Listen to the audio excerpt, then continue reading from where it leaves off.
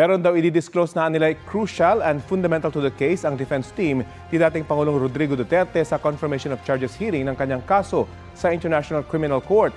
Live mula sa The Hague, Netherlands, may ulat on the spot si Marisol Abduraman. Marisol? Rafi, in high spirit at handang-handa na raw ang abogado ni dating Pangulong Rodrigo Duterte na si Attorney Nicholas Kaufman para sa confirmation of charges hearing mamayang alas 10 ng umaga dito sa The Hague, Netherlands. Ang kanya namang mga taga-suporta handa na rin sa pagtitipon.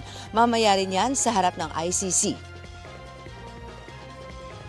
Handa ng defense team ni dating Pangulong Duterte para sa pag-uumpisa ng confirmation of charges hearing mamaya dito sa The Hague, Netherlands. The defence only has to make an opening speech. In the afternoon, I anticipate the prosecution will begin its presentation of the evidence.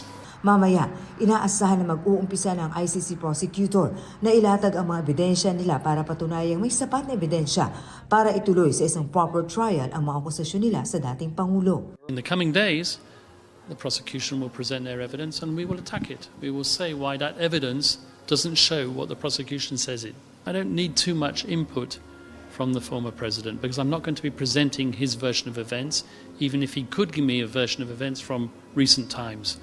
Obviously, he remembers what happened many, many years ago. Ang sabi ni Kaufman, mabilis na makalimot ang dating Pangulo sa pila ni Duterte sa pre-trial Chamber 1, sinabi nitong hindi siya dadalo sa mga pagdinig ngayong linggo. Bagay na pinayagan ng Chamber kahit pa ang schedule ng mga hearing ay inayos para sana kay Duterte.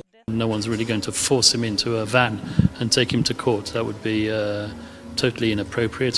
Sa Webes, pagkakataon ng defense na maglabas naman ng mga ebidensya nila. But we will be disclosing something which is crucial and fundamental to the case.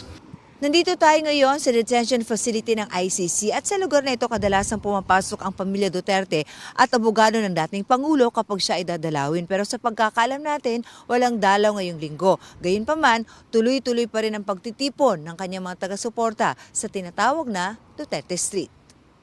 Tila hindi alintana ang napakalamig na panahon ngayon dito sa The Hague, Netherlands. We cannot influence the proceeding, no, with respect to the judicial process.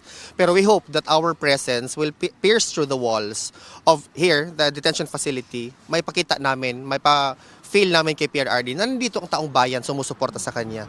Inspired kami pag narinig namin yung magsalita si Tatay Digong. Masakit din.